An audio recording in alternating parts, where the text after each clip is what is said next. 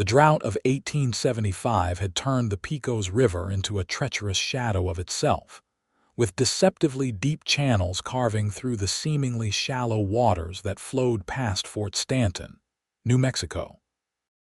No one knew this better than Jackson Jennings as he watched from the ridge, his heart stopping at the sight of the wagon tipping precariously into the current below. No! The word tore from his throat before he could think, spurs digging into his horse's flanks as he raced down the slope. Violet O'Malley had been so careful crossing the river. She'd asked locals about the safest places to ford, had even waited 2 days for the water to recede after the brief but intense rainfall earlier that week. None of that mattered now as she felt the sickening lurch of her wagon tilting. The horrifying crack of wood split the air as the front axle gave way, pitched at an impossible angle against the hidden rock that had caught her wheel. "Easy, boys. Easy," she shouted, trying to calm her team of horses as they whinnied in panic, water rushing around their legs. The supplies she'd spent her last dollars on: flour, coffee, sugar, fabric for the new life she was determined to build slid toward the dropping side of the wagon. Jackson reached the riverbank just as Violet's wagon pitched fully onto its side. The horses thrashed against their harnesses, terrified by the water and the unnatural angle. Without hesitation, he leapt from his mount, throwing his hat aside and shucking his gun belt. "Hold on," he called, though he wasn't sure if she could hear him over the rushing water and the panicked screams of her horses. The cold spring water shocked his system as he plunged in, powerful strokes carrying him quickly to the overturned wagon. Violet was clinging to the side, her skirts billowing around her in the current, face pale with fear but jaw set with determination. "Take my hand," Jackson shouted, reaching for her. Their fingers touched, slipped, then locked. With a strength born of desperation, he pulled her free of the wreckage just as the wagon shifted again, sinking deeper into the riverbed. The current caught them immediately, spinning them downstream as he struggled to keep them both afloat. Violet gasped as the cold water stole her breath, her body pressed against the stranger's as he fought against the pull of the river. She could feel his muscles straining beneath his soaked shirt, his arm locked firmly around her waist. "Kick with me," he instructed, his voice surprisingly steady. "Toward the bank there." Together they battled the current, inch by inch making their way toward the shore. When Jackson's boots finally found purchase on the muddy riverbed, he hoisted Violet higher against him, half carrying her the final few yards until they collapsed on the bank, both gasping for air. For long moments, they simply lay there, the reality of survival washing over them with each labored breath. Violet pushed sodden auburn hair from her face, finally getting a clear look at her rescuer. He was handsome in a rugged way, with a strong jaw shadowed by several days' worth of beard and eyes the color of the sky after a storm. "Thank you," she managed, her voice shaking from cold and adrenaline. "You saved my life." Jackson nodded, still catching his breath.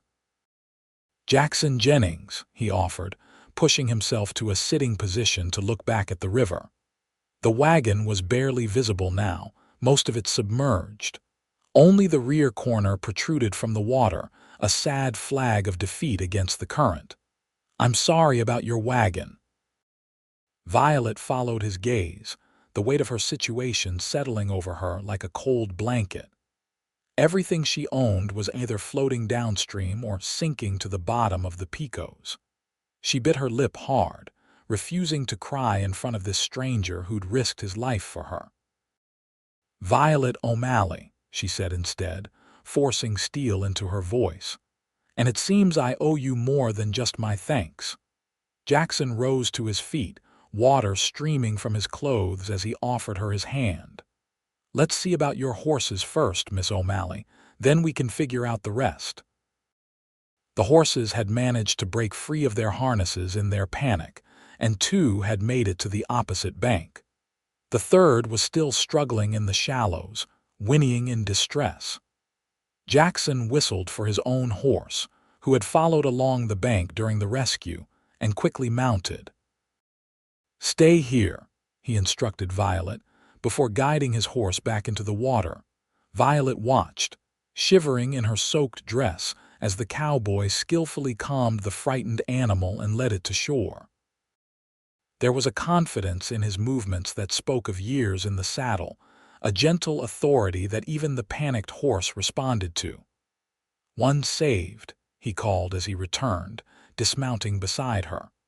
"I'll round up the other 2 once we get you somewhere warm." "I can't ask you to. You didn't ask," he cut her off, not unkindly. "Fort Stanton's about 3 miles east. My cabin's just over that ridge, less than a mile. Your choice." Violet hesitated only briefly. She had planned to reach Fort Stanton by nightfall, to secure a room and begin inquiring about work opportunities. But her teeth were chattering now, her limbs growing numb from the chill that had nothing to do with the relatively mild spring day. "Your cabin," she decided. "If it's not too much trouble." Jackson nodded, leading his horse closer. "Can you ride? Since before I could walk." A ghost of a smile crossed his features as he helped her mount, then swung up behind her. The solid warmth of his chest against her back sent an unexpected jolt through her that had nothing to do with the cold. "Hold tight," he murmured, reaching around her for the reins. As they rode toward his cabin, Violet tried to take stock of her situation. She had left St. Louis with barely enough money to start fresh, determined to escape the suffocating expectations of her family, and the marriage they'd tried to arrange to a man 3 times her age. The West had promised freedom, opportunity, a chance to define herself on her own terms. Now, at 22, she found herself with nothing but the clothes on her back, dependent on the kindness of a stranger. The irony wasn't lost on her. Jackson's cabin was small but sturdy, set in a clearing with a corral for his horses and a lean-to that served as a barn. A small garden plot beside the cabin showed signs of recent planting. "It's not much," Jackson said as he helped her down from the horse, "but it's dry." Inside, Violet was surprised by the neatness of the space. A stone fireplace dominated one wall with a cooking area beside it. A rough-hewn table with 2 chairs sat in the center, and a bed was tucked into the corner. Shelves lined the walls, holding books, tools, and supplies. It was simple, but there was a care to the arrangement that spoke of pride in the modest home. "Let me build up the fire," Jackson said, moving to the hearth where embers still glowed faintly from that morning. "There are some clothes in that trunk that might fit you well enough to get by until yours dry."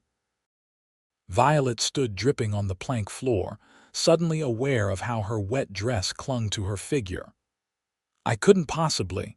They were my sisters," he explained, not looking at her as he added kindling to the fire. "She lived with me for a while before she married and moved to California. Left some things behind." Relief mixed with curiosity as Violet moved toward the trunk he'd indicated. "You're very kind, Mr. Jennings." "Jackson," he corrected, the fire beginning to crackle to life under his attention, "and anyone would have done the same." "No," she said quietly, finding a simple dress and undergarments that seemed close to her size. "They wouldn't have." She had learned that lesson well on her journey west. While there were good people to be found, there were just as many willing to take advantage of a woman traveling alone. She had developed a wariness that served her well. Along with the small derringer, she kept hidden in her boot one of the few possessions that might have survived the river, if it hadn't been washed away.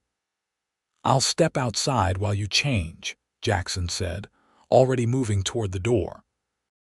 "There's coffee in the tin by the stove if you want to brew some." Alone in the cabin, Violet changed quickly, hanging her wet clothes near the fire. The dress was simple calico, a bit loose in the bodice but otherwise a reasonable fit.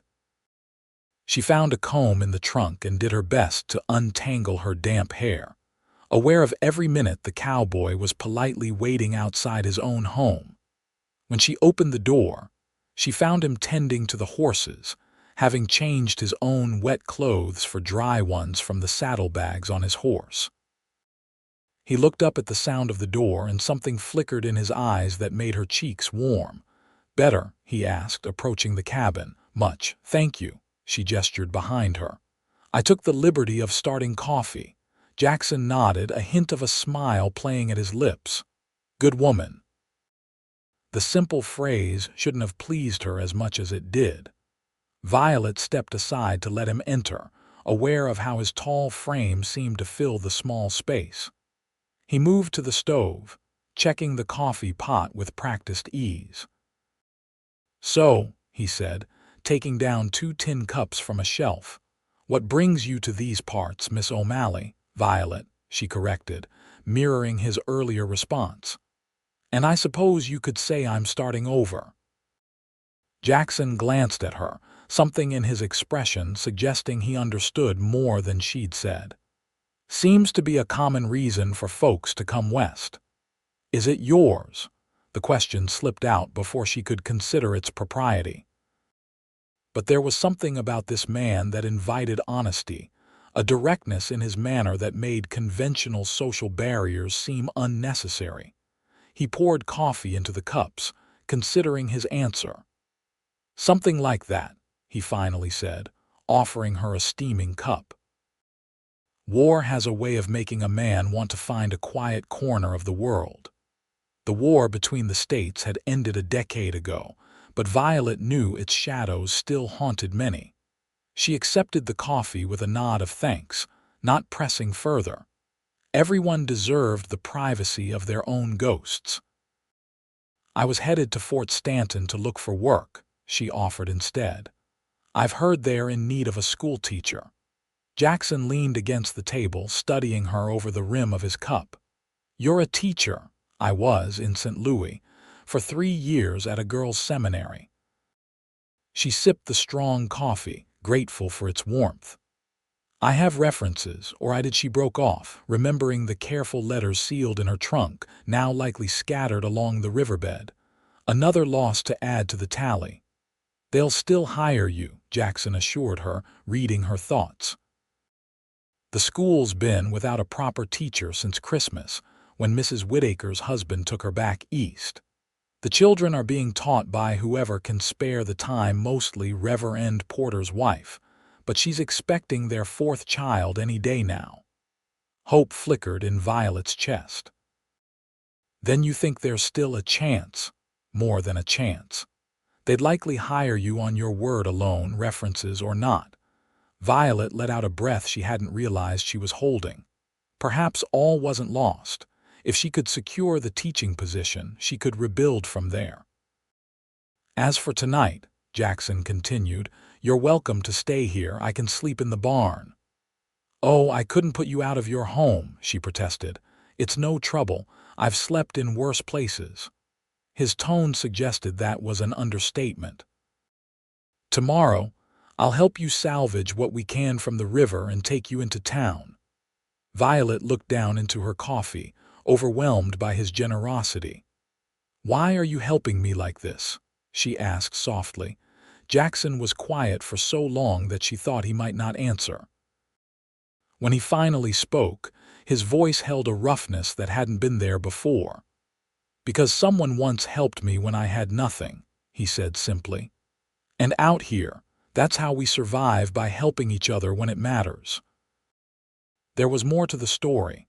Violet could sense it in the careful way he measured his words, in the shadows that briefly crossed his face.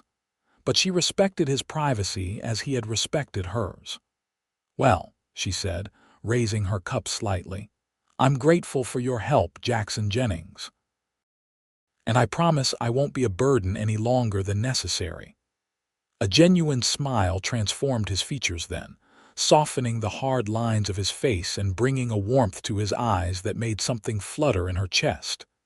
You're not a burden, Violet O'Malley. You're just someone who had a stroke of bad luck. Tomorrow will be better.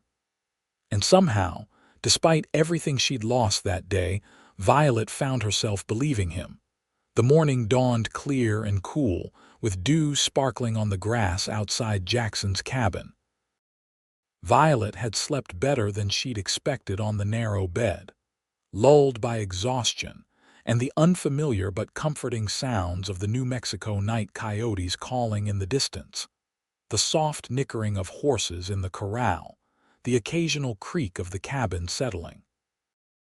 She rose early, determined to repay Jackson's kindness in whatever small way she could.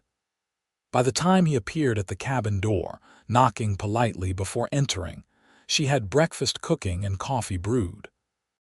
"You didn't have to do this," he said, hat in hand as he stepped inside, hair damp from washing at the pump outside. "Consider it the first installment on my debt to you," Violet replied, serving up a plate of eggs and bacon. "Though I'm afraid it would take many breakfasts to balance the scales." Jackson sat at the table, looking both surprised and pleased by the domestic scene. "No debt between us," he insisted, but he ate with appreciation that warmed her more than any words of thanks.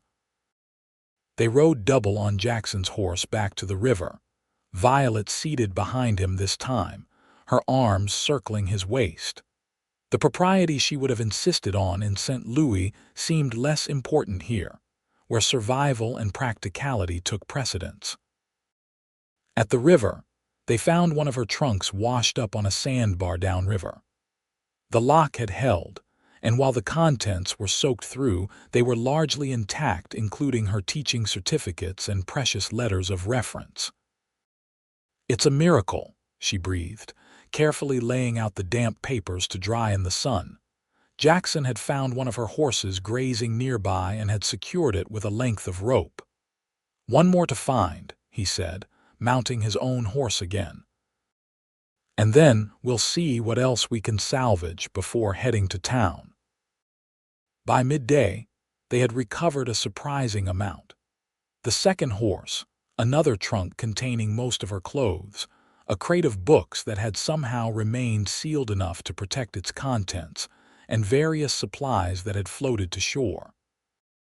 The wagon itself was a loss, the current having carried it downstream where it became lodged and partially submerged against fallen trees.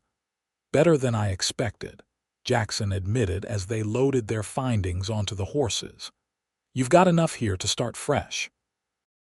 Violet nodded, relief mingling with gratitude as she stroked the nose of one of her recovered horses.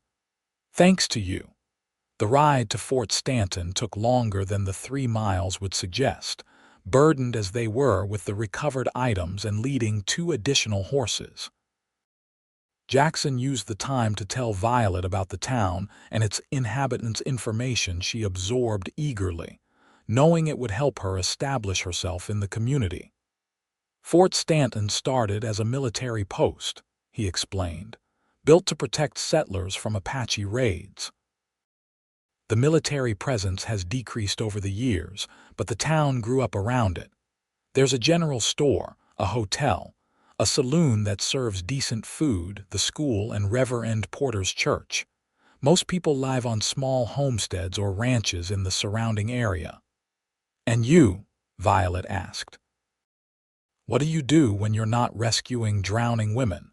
The question drew a rare laugh from him, a rich sound that she immediately wanted to hear again. "I raise horses mostly, do some breaking and training for larger outfits.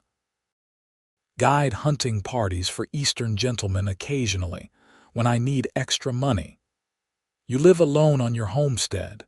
Jackson nodded, a shadow passing briefly across his features. "Just me. Had a partner for a while, Army buddy, but he took off for the gold fields in Colorado 2 years ago. Haven't heard from him since." Violet sensed there was more to that story, but she didn't press.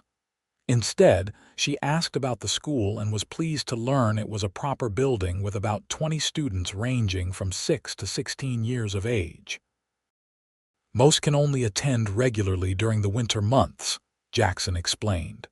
They're needed for planting and harvest, and the older ones work alongside their parents year-round on the ranches. I understand, Violet said. It was similar in the rural areas outside St. Louis. As they approached Fort Stanton, Violet felt a mixture of anticipation and anxiety. This would be her new home, these people her new community. First impressions mattered, and she was arriving bedraggled, her belongings water-damaged, dependent on the charity of a man she'd known less than a day. As if sensing her thoughts, Jackson glanced back at her. "You'll do fine," he said simply. "These are good people. They'll welcome you." Fort Stanton was larger than she'd expected, with a main street lined with wooden buildings, some quite substantial. The old fort itself stood on a hill overlooking the town, its adobe walls weathered but still impressive. People moved about their business, women shopping, men loading wagons, children darting between buildings in some game of their own devising. Several heads turned as Jackson led their small procession down the main street, curious gazes taking in the soaked trunks and Violet's borrowed dress. He guided them directly to a two-story building with a sign identifying it as Pearson's General Store and Hotel. Tying the horses to the hitching post, he helped Violet down. "Mrs. Pearson runs the hotel above the store," he explained. "Best place for you to stay until you get settled. She's a widow, very proper but fair-minded." The bell above the door jingled as they entered the store, where shelves lined with goods of all descriptions filled the large room. A plump, gray-haired woman looked up from behind the counter, her face breaking into a smile at the sight of Jackson. "Jackson Jennings. Don't tell me you've finally run out of coffee and been forced to come to town." Her keen eyes shifted to Violet, curiosity evident in her expression. "Mrs. Pearson," Jackson greeted, removing his hat. "This is Miss Violet O'Malley. She had some trouble crossing the Pecos yesterday, wagon overturned. She's come to apply for the teaching position." Mrs. Pearson's expression softened immediately. "Oh, you poor dear, what a terrible welcome to Fort Stanton." She came around the counter, wiping her hands on her apron. "Are you hurt?" "No, madam," Violet assured her. "Thanks to Mr. Jennings. He pulled me from the river and has been extraordinarily kind." Mrs. Pearson's eyes twinkled as she glanced between them. "Has he now? Well, that doesn't surprise me. Always was a gentleman, this one, for all he tries to hide it behind that gruff exterior." Jackson shifted uncomfortably under the praise. "Miss O'Malley needs a room, Mrs. Pearson, and perhaps you could direct her to whoever's handling the school affairs now." "That would be Reverend Porter and the town council," Mrs. Pearson replied. "They meet tomorrow afternoon, as it happens." "Perfect timing." She turned to Violet. "As for a room, I have a lovely one at the back of the hotel, very quiet. $2 a week, meals included." Violet's heart sank slightly at the price, more than she'd budgeted for, especially after the losses from the river. But before she could respond, Jackson spoke up. "Put it on my account for now, Mrs. Pearson," he said quietly, "until Miss O'Malley gets settled." "Jackson, no," Violet began to protest, but he cut her off with a gentle firmness. "Consider it an advance on the town's behalf. Once you're hired, you can pay me back if it matters to you." Mrs. Pearson watched this exchange with interest. "That's very generous of you, Jackson." She patted Violet's arm. "Don't worry, dear. Everyone needs help starting out. You can pay it forward when you're on your feet." Violet swallowed her pride and nodded, knowing she had no real alternative. "Thank you, both of you. Now," Mrs. Pearson continued briskly, "let's get your things upstairs and find you something to eat. You look half-starved." She eyed Violet's borrowed dress but made no comment, a discretion Violet appreciated. While Mrs. Pearson showed Violet to her room, Jackson brought up her salvaged trunks and belongings.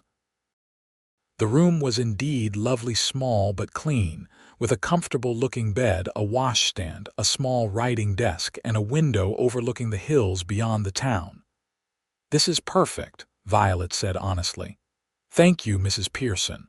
Call me Martha, dear. Everyone does." The older woman smoothed her apron. "Dinner's at 6 in the dining room. In the meantime, rest. You've had quite an ordeal." When Martha left, Jackson lingered awkwardly by the door, hat in hand. "I should be going," he said. "Got horses that need tending." Violet approached him, suddenly reluctant to see him leave. This man had saved more than just her life. He'd given her a chance at the new beginning she'd traveled so far to find. "I don't know how to thank you properly," she said softly. "No need," he assured her, his gaze meeting hers briefly before skittering away. "I'll check on you tomorrow after your meeting with the town council. Make sure you're settling in all right.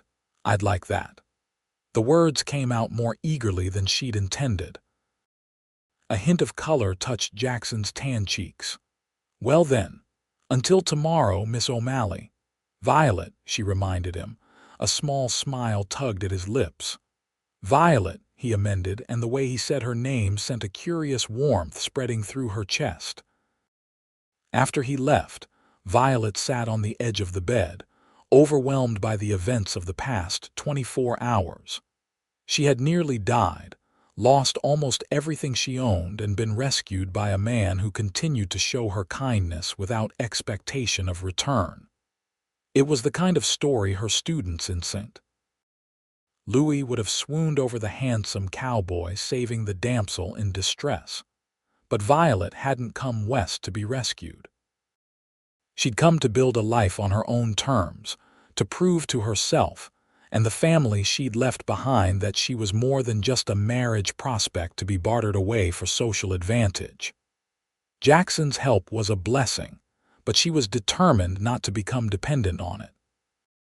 With renewed resolve, she began unpacking what remained of her belongings, laying out damp clothes to finish drying, and organizing her teaching materials for tomorrow's meeting. By the time the dinner bell rang, she had a plan and the confidence to execute it. Fort Stanton would be her fresh start, just as she'd intended.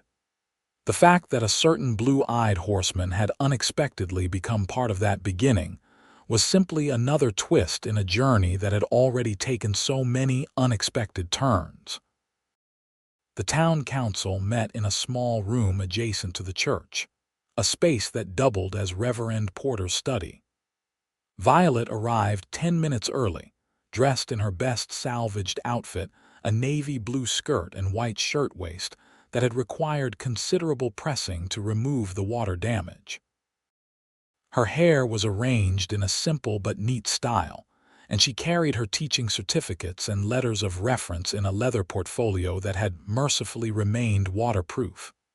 Reverend Porter, a kindly man in his 40s with prematurely white hair, welcomed her warmly.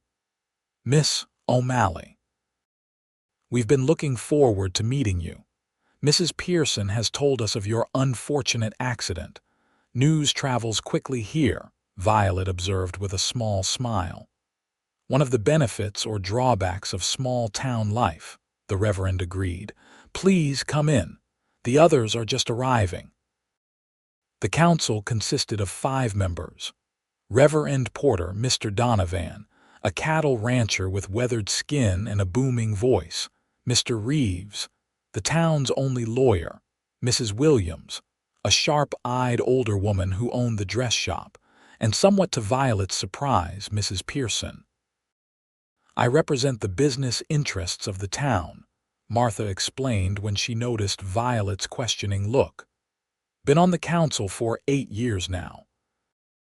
The interview was more informal than Violet had expected, with the council members asking about her teaching experience and philosophy, while sharing information about the school and students.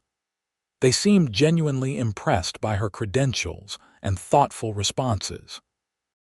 "The position pays $30 a month," Mr. Reeves explained. The schoolhouse has living quarters attached, but they're quite basic. Most teachers have preferred to board elsewhere. Room and board would be deducted from your salary if you choose to stay at the hotel, Mrs. Williams added. Or you might find a family willing to take you in for a reduced rate. Violet nodded, quickly calculating. $30 was less than she'd earned in St. Louis, but the cost of living would be lower. Still, after paying for room and board, there would be little left to rebuild her savings or replace everything she'd lost. The school term runs September through May, Reverend Porter continued, though we try to maintain some summer instruction for the children who are available to attend. We've been making do with volunteers since Mrs. Whittaker left, but the education has been inconsistent. I understand, Violet said. I'd be happy to offer summer sessions as well. I believe consistency is important for children's development. The council members exchanged pleased glances. Well, Miss O'Malley, Mr. Donovan said, his voice filling the small room, I think we've heard enough. Would you mind stepping outside while we deliberate? Violet waited in the church, admiring the simple but well-maintained sanctuary. Through the open windows, she could hear the sounds of the town, a wagon rolling by, children laughing, a dog barking. It was a peaceful place, she decided, the kind of community where she could put down roots. The deliberation was brief. Less than 10 minutes later, Reverend Porter called her back into the study, where all 5 council members were smiling. Miss O'Malley, the Reverend said formally, we would like to offer you the position of teacher for Fort Stanton School, beginning immediately. The current term has about 6 weeks remaining, which will give you time to assess the students' needs before the summer break. Relief and excitement rushed through Violet. I accept, she said without hesitation, and thank you for your confidence. I won't disappoint you. Excellent, Mrs. Pearson clapped her hands together. I knew you'd be perfect for our children.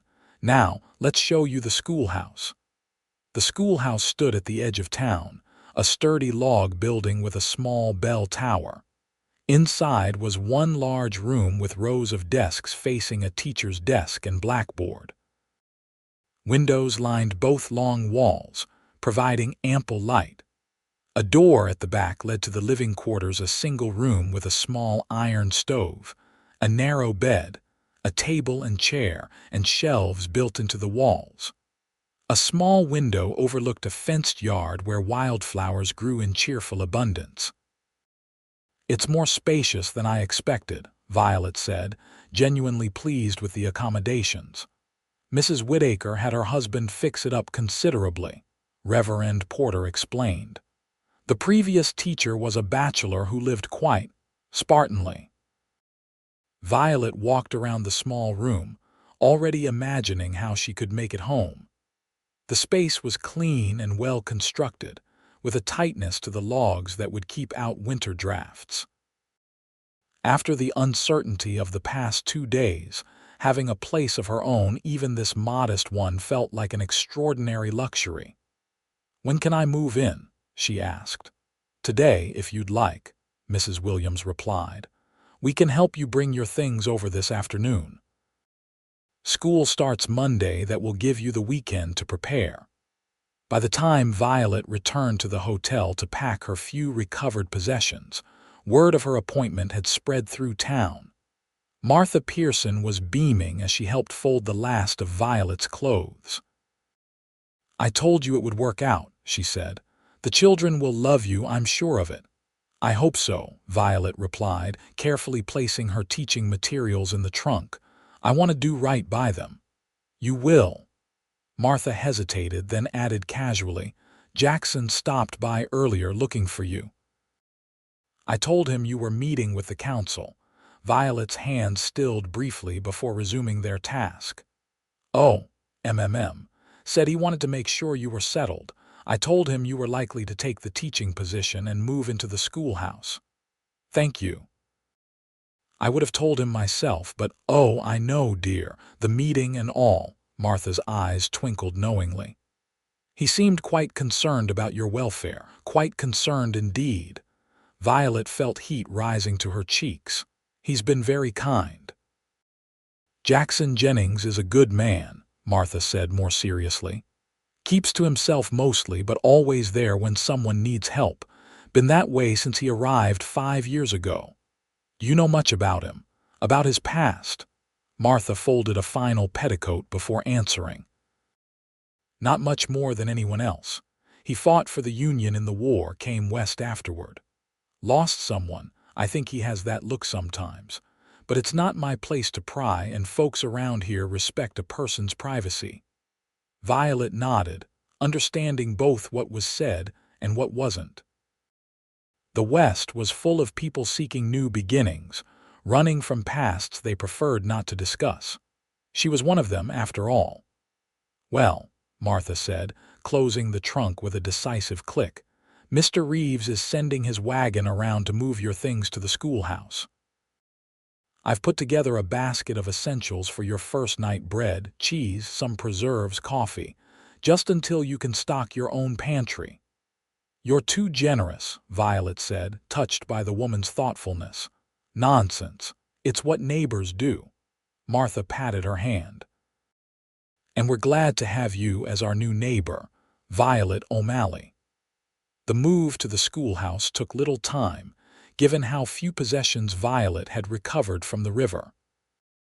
She spent the afternoon arranging her small quarters and exploring the schoolroom, reviewing the books and materials available.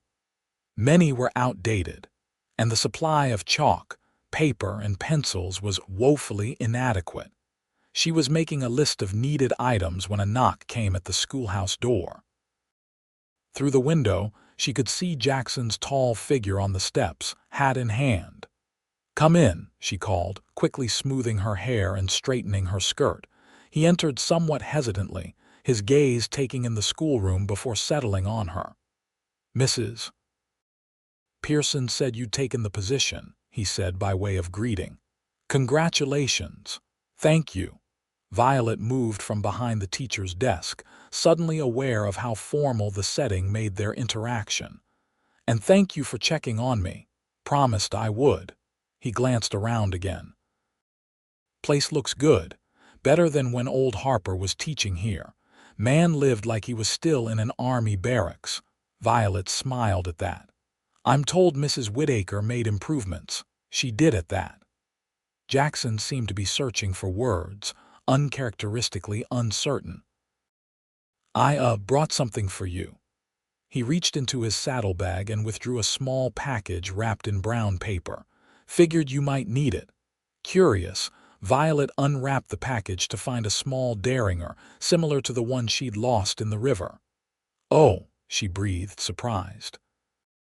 "For protection," Jackson said gruffly. "Woman living alone should have something, even in a town as peaceful as this one. It's loaded, be careful with it." The gift was both practical and thoughtful, acknowledging her independence while offering a means to safeguard it. "This is very kind," she said, genuinely moved.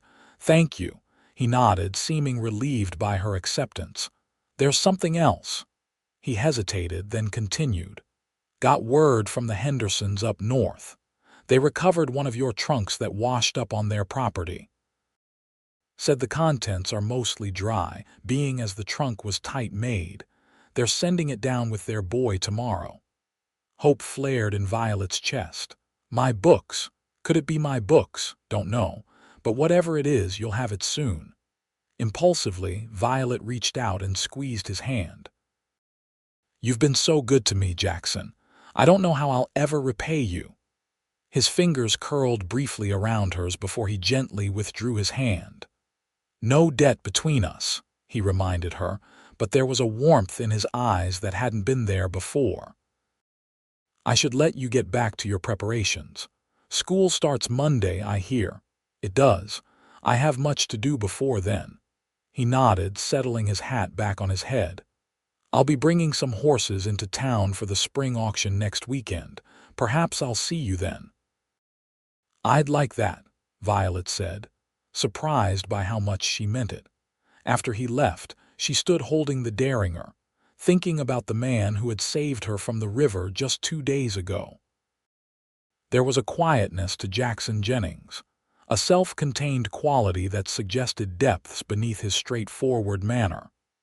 Despite his insistence that anyone would have done the same, Violet suspected that wasn't true.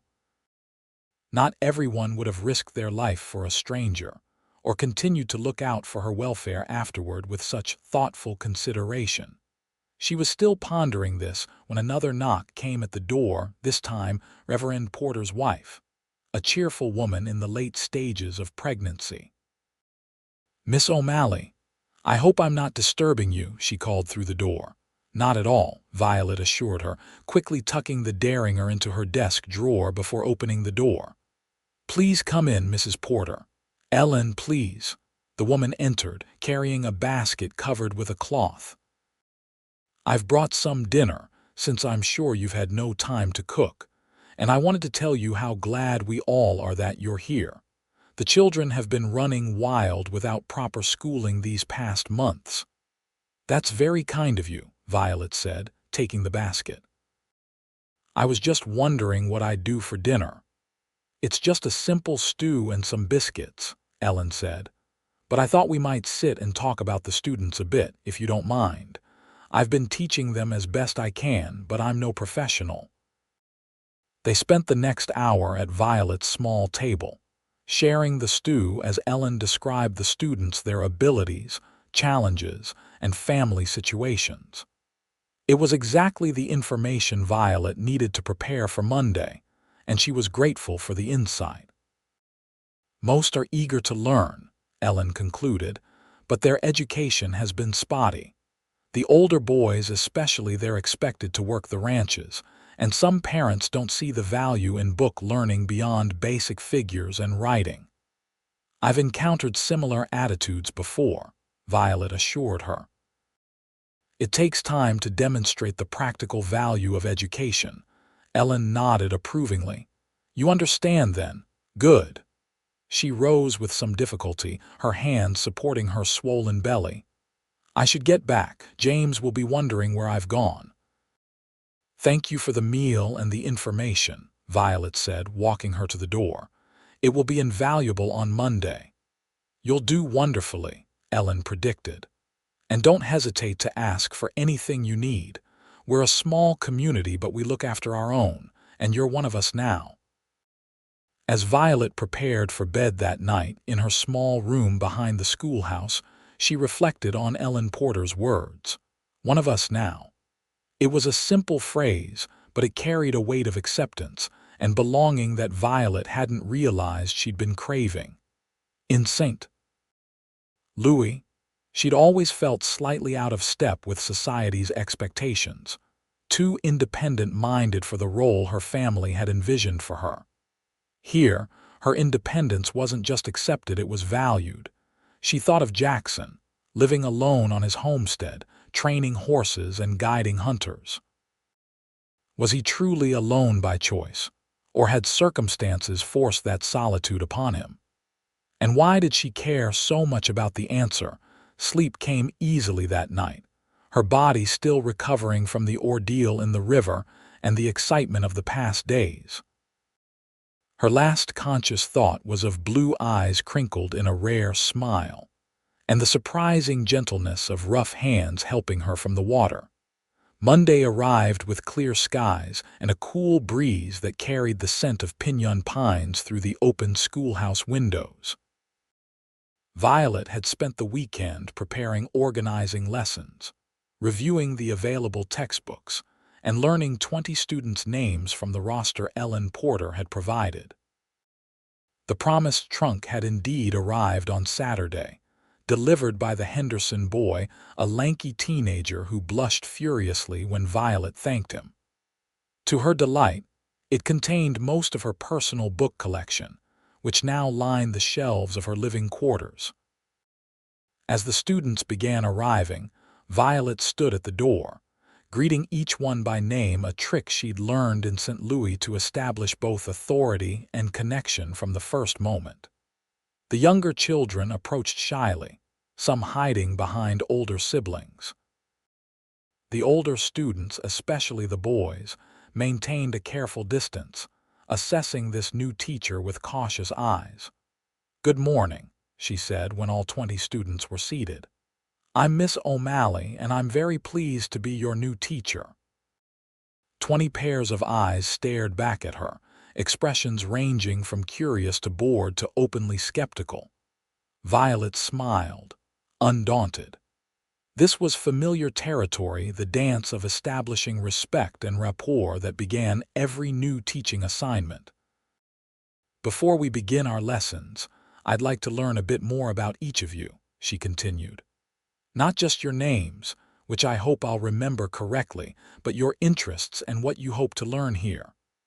A small hand shot up from the front row, a girl of about 7 with blonde braids. "Miss O'Malley." Mrs. Porter always started with the Lord's Prayer. Violet nodded, recovering smoothly. "Of course. Thank you for reminding me, Sarah. Let us pray together."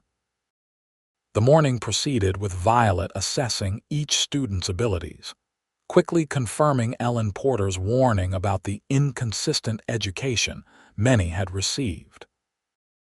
The younger children were mostly at appropriate levels for their ages, but several of the older students had significant gaps in their learning.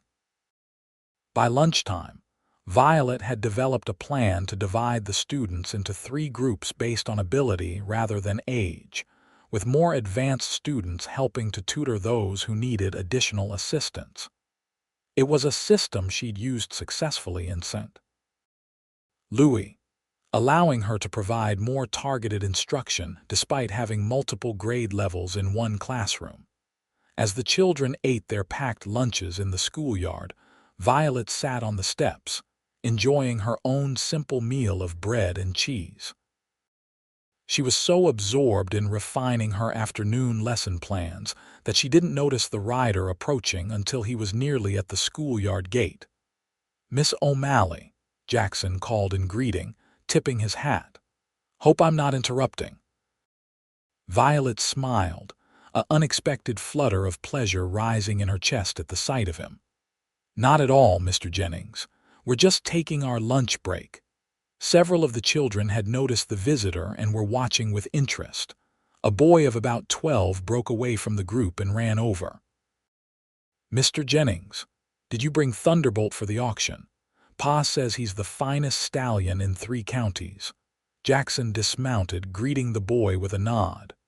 "Hello, Tommy. Yes, Thunderbolt's in town, along with 3 other horses for the auction.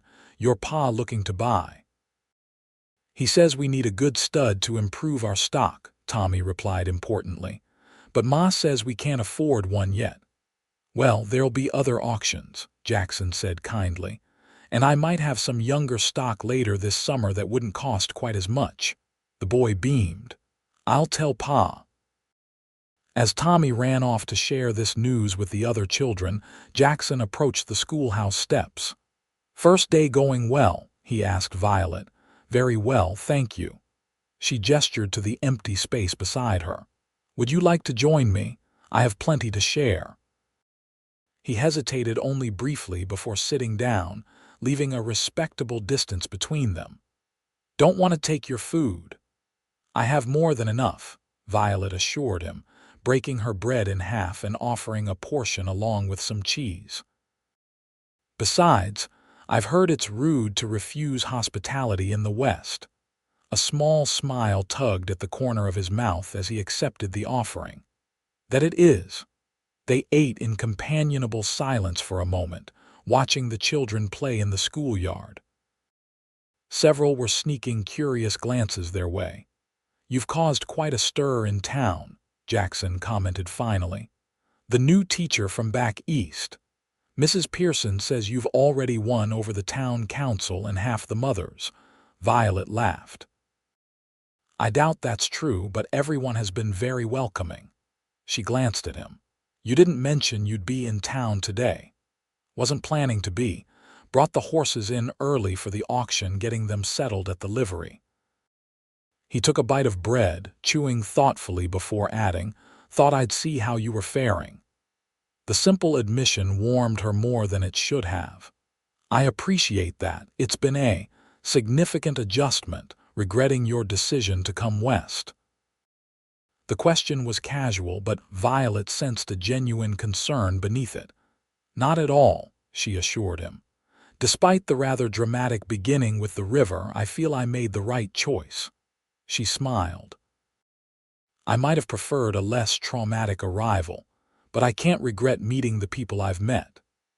Their eyes met briefly, and something unspoken passed between them, an acknowledgement of the unusual circumstances that had brought them together and the connection that had formed so quickly afterward.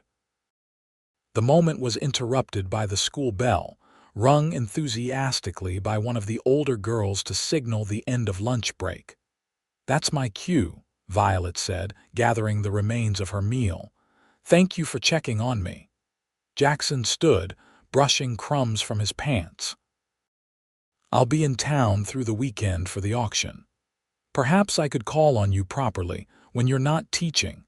The formal request, delivered in his straightforward manner, brought a flush to Violet's cheeks. "I'd like that."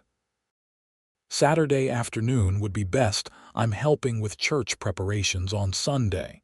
He nodded, settling his hat back on his head. "Saturday afternoon, then." As he mounted his horse, the children began filing back into the schoolhouse. Several of the older girls giggled behind their hands, clearly noting the exchange between their new teacher and the horseman. "Miss O'Malley has a beau," one whispered loudly enough for Violet to hear. "Mr. Jennings is just a friend who helped me when I first arrived," Violet corrected firmly, though she couldn't quite suppress the smile that tugged at her lips. "Now, let's continue with our arithmetic lesson." The week passed in a blur of teaching, planning, and settling into her new home and community. Each day, Violet grew more confident in her decision to come to Fort Stanton. The students were responsive to her teaching methods, and the parents she met expressed appreciation for her structured approach to their children's education. By Saturday, Violet had established a comfortable routine. She woke early, prepared breakfast on her small stove, spent the morning on lesson plans or grading, and used the afternoons for household tasks or exploring the town. She was hanging freshly washed curtains purchased with her first advance from the town council when a knock came at her door. Jackson stood on her small porch, hat in hand, looking uncharacteristically nervous. He trimmed his beard and wore a clean shirt beneath his usual denim jacket. In one hand, he held a small bunch of wildflowers. "These are for you," he said, offering them somewhat awkwardly. "Found them by the creek." Violet accepted the flowers with genuine pleasure. No one had given her flowers since her father's death 3 years earlier. "They're beautiful." "Thank you, Jackson. Please come in while I put them in water." He followed her into the small living space, his tall frame making the room seem even smaller. Violet found a jar to serve as a vase, arranging the wildflowers carefully. "The place looks nice," Jackson observed, glancing around at the small touches she'd added to make the space her own, the books on the shelves, a colorful quilt on the bed, the new curtains half hung at the window. "It's becoming home," Violet agreed. "Would you like some coffee?" "Or I have some lemonade Mrs. Williams brought over yesterday." "Lemonade would be nice, thank you." As Violet poured the drinks, she was acutely aware of Jackson's presence in her small quarters. It wasn't proper, strictly speaking, to entertain a man alone in her home. But Fort Stanton operated by different social codes than St. Louis, and she sensed that Jackson's visit would be viewed as perfectly acceptable by the community standards. "I thought we might walk down to the river," Jackson suggested as they sipped their lemonade. "It's a fine day, and there's a spot not far from town that's quite peaceful." "I'd like that," Violet said, surprising herself with how much she meant it. "Let me get my shawl." The day was indeed beautiful, with a clear blue sky and a gentle breeze that carried the scent of sage and wildflowers. As they walked through town toward the river, Violet was conscious of curious glances from townspeople they passed. Jackson, too, seemed aware of the attention, but he maintained a respectful distance between them. His demeanor proper, even as his presence beside her made a clear statement to the community. "How was your first week of teaching?" he asked as they left the town behind. Violet described the challenges and successes of the past days, finding in Jackson an attentive listener. He asked thoughtful questions about her teaching methods and the students' progress, revealing an unexpected interest in education.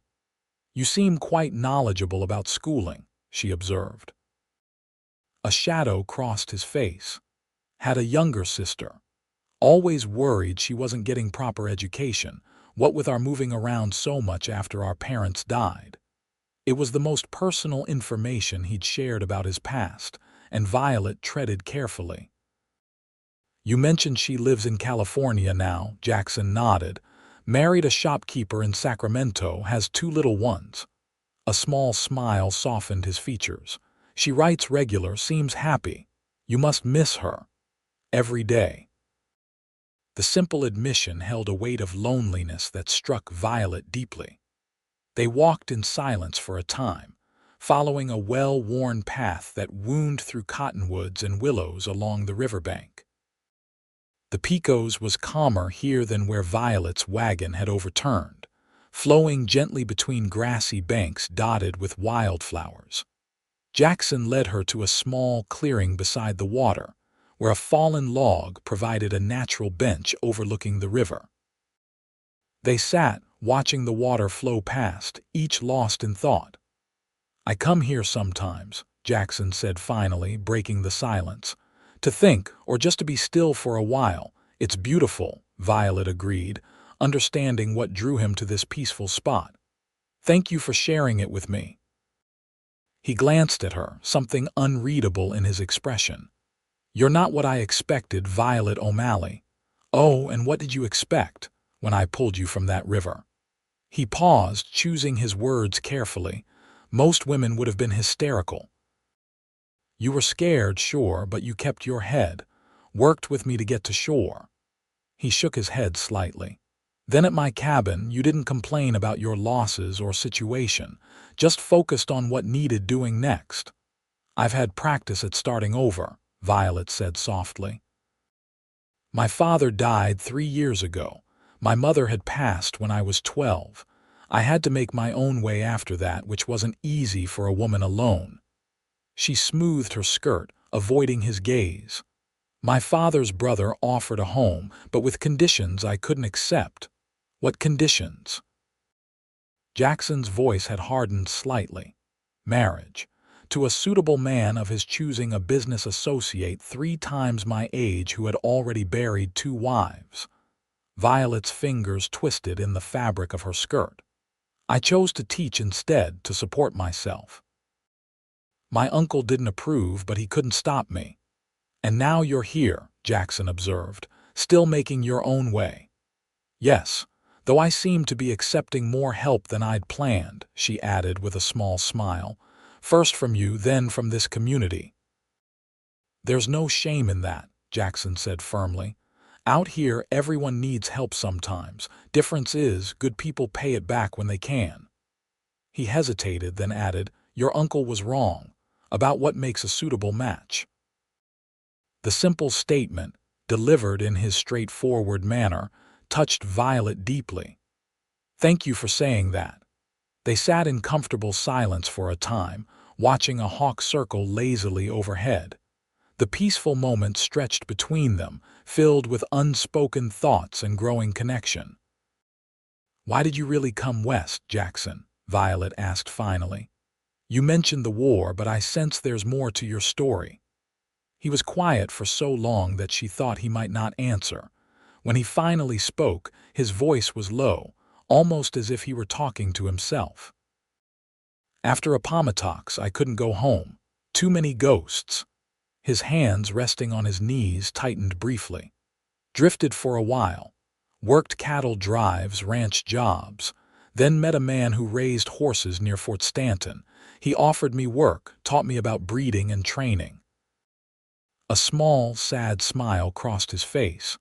When he died of pneumonia 4 winters back, he left me his place. First real home I'd had since before the war. "I'm sorry about your friend," Violet said gently, "but glad he gave you a home." Jackson nodded, his gaze fixed on the flowing river. "Been thinking lately that a home's more than just land and a cabin, though." The words hung in the air between them, laden with meaning. Violet's heart quickened, but she didn't trust herself to respond without revealing too much of her own growing feelings. After a moment, Jackson stood, offering his hand to help her up. "Should get you back to town before people start talking more than they already are." Violet placed her hand in his, allowing him to assist her to her feet. "Let them talk," she said with a smile. "I'm learning that Fort Stanton has its own ideas about propriety." He didn't release her hand immediately, his calloused fingers warm against hers. "Still, don't want to damage your reputation. The teacher needs the community's respect. And the horse trainer doesn't care what people think." She challenged gently.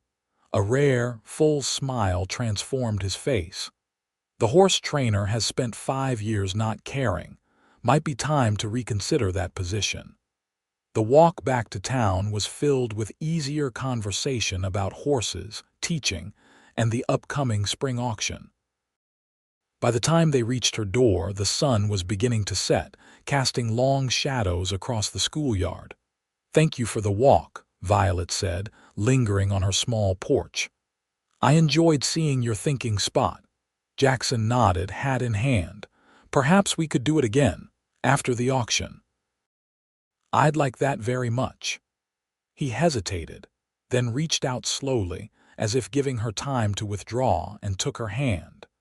His touch was gentle as he raised her fingers to his lips in a brief, formal gesture that nonetheless sent warmth flooding through her.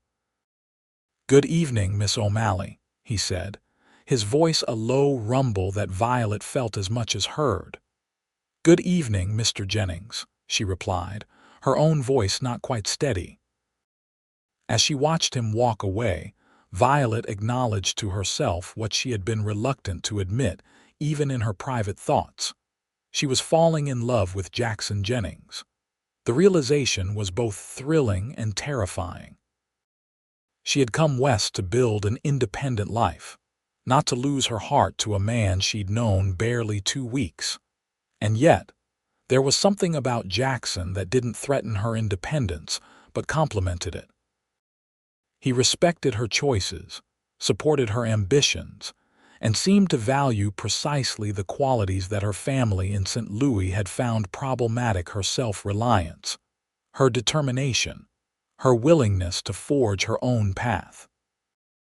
Perhaps, Violet thought as she entered her small quarters, building a life of one's own didn't necessarily mean building it alone. The spring auction brought ranchers and horse buyers from as far as Santa Fe and El Paso. Fort Stanton was transformed, with temporary corrals erected near the old fort, and the hotel and boarding houses filled to capacity. Violet had given her students Friday afternoon off to enjoy the festivities, knowing many of their families would be participating in the trading and socializing that accompanied the auction. Standing at the edge of the crowd Saturday morning, Violet watched as Jackson led a magnificent black stallion into the auction ring. The horse moved with fluid grace, responding to the slightest signals from its handler. Even to Violet's untrained eye, it was clearly an exceptional animal. "That's Thunderbolt," a voice said beside her. Violet turned to find Martha Pearson, fan in hand against the warm morning sun. "Jackson's been breeding for that bloodline for 3 years. He'll fetch a fine price today." The bidding quickly confirmed Martha's prediction, with the stallion selling for nearly twice what the previous horses had brought. Jackson's face remained impassive as the auctioneer's hammer fell, but Violet thought she detected a flicker of satisfaction in his eyes as he led the animal from the ring. As the next horse was brought forward, Martha fanned herself leisurely. "Jackson Jennings is quite a catch, you know," she observed casually. "Owns his land free and clear, runs a profitable business, and is easy on the eyes to boot." Violet felt heat rising to her cheeks that had nothing to do with the sun. "He's been very kind to me since my arrival," she said neutrally. Martha's eyes twinkled. "Kind, is it? Well, I suppose that's one word for those long walks by the river and the flowers he brings by the schoolhouse. Mrs. Pearson," Violet exclaimed, then lowered her voice as several heads turned their way. "Are you keeping track of my visitors?" "Hardly necessary when half the town is doing it for me," Martha replied cheerfully. "Don't look so scandalized, dear. It's a small community, people notice things. And they approve, by the way." "There's nothing to approve of," Violet protested weakly. "We're just friends, hum." Martha's knowing smile made it clear she wasn't fooled. "Well, friends or not, you've brought about a remarkable change in our Mr. Jennings. He's been in town more in the past 3 weeks than in the previous 6 months combined." Before Violet could formulate a response to this observation, a commotion near the auction ring drew their attention. 2 men were arguing heatedly, their voices rising above the general murmur of the crowd. One was a heavy-set rancher Violet didn't recognize. The other, to her surprise, was Jackson. "I don't care what papers you have," Jackson was saying, his voice tight with controlled anger. "That mare was stolen from the Mescalero Apache last fall. I know the bloodline." "You calling me a horse thief, Jennings?" the rancher demanded, his hand drifting toward his gun. "I'm saying that horse was stolen," Jackson replied evenly. "Whether by you or someone who sold her to you doesn't change the fact."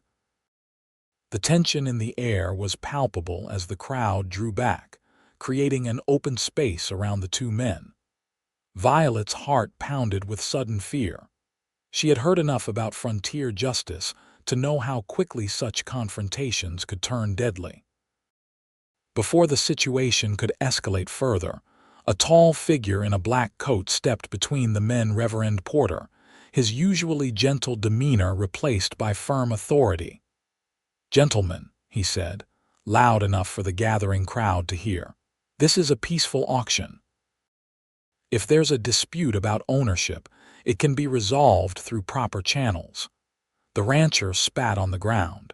"There's only one channel for dealing with a man who calls you a thief in public." "No one's called anyone a thief," the Reverend countered smoothly. "Mr. Jennings has merely identified a horse he believes was improperly acquired from the reservation. Perhaps we can send for Agent Wilson from the Indian Agency to verify." The mention of the Indian agent seemed to give the rancher pause. After a tense moment, he shrugged elaborately. "Fine. But I paid good money for that mare, and I expect to be compensated if there's been some misunderstanding." As the crowd began to disperse, Violet saw Jackson exchange a few quiet words with Reverend Porter before striding away from the auction area, his expression stormy. "Well," Martha said beside her, "that was exciting. Trust Jackson to stand up for what's right, even when it's not convenient." "What will happen now?" Violet asked, still shaken by the confrontation. "The Indian agent will come, verify the mare's markings, and if Jackson's right, she'll be returned to the Mescalero. As for compensation," Martha shrugged, "that will depend on whether the rancher can prove he purchased her in good faith." "It seems Jackson knows a great deal about the Apache horses," Violet observed. "He trades with them occasionally," Martha explained. Has a good reputation among the mescalero, treats them fairly, respects their customs. She patted Violet's arm. You should ask him about it sometime. Quite the interesting history there. The auction continued without further incident, though Violet noticed Jackson kept his distance from the rancher for the remainder of the day. By late afternoon, the final horse had been sold, and the crowd began breaking up, many heading toward the saloon where a celebratory gathering was planned for the evening. Violet was helping Ellen Porter collect donations for the church's summer picnic when she felt a presence beside her. Jackson stood there, his expression calmer than it had been earlier, though still bearing traces of tension around his eyes. "Miss O'Malley," he greeted formally, aware of the curious glances from those nearby. "I wonder if I might have a word." Ellen smiled knowingly. "Go on, Violet." "I can finish here." They walked a short distance from the auction grounds, finding a quiet spot beneath a cottonwood tree. "I'm sorry you had to witness that unpleasantness earlier," Jackson said without preamble. "Not my finest moment." "You were standing up for what's right," Violet replied. "That's hardly something to apologize for." He glanced at her, seeming to search for judgment in her expression and finding none. "Still, I nearly let myself be drawn into a gunfight over a horse, not very civilized." "Perhaps not," Violet conceded, "but principled nonetheless. Mrs. Pearson mentioned you have a relationship with the mescalero." Jackson nodded, leaning against the tree trunk. "When I first came here, I did some scouting for the Army, learned the Apache trails, their habits, but the more I learned, the more I respected them." A shadow crossed his face. "The Army wanted information to use against them. I couldn't be part of that. So you left the Army's employ." "And nearly got myself shot as a deserter," he confirmed with a grim smile. "Fortunately, the commanding officer at Fort Stanton at the time was a reasonable man. Accepted my resignation instead of my execution."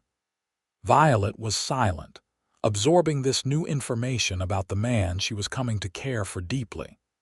It aligned with what she already knew of his character, his sense of justice, his willingness to help those in need, his quiet integrity. "After that," Jackson continued, "I started trading fairly with the mescalero, breeding stock mostly. They have excellent horses, small but strong, with incredible endurance. That mare today." He shook his head. "She was part of their sacred herd, would never have been sold willingly."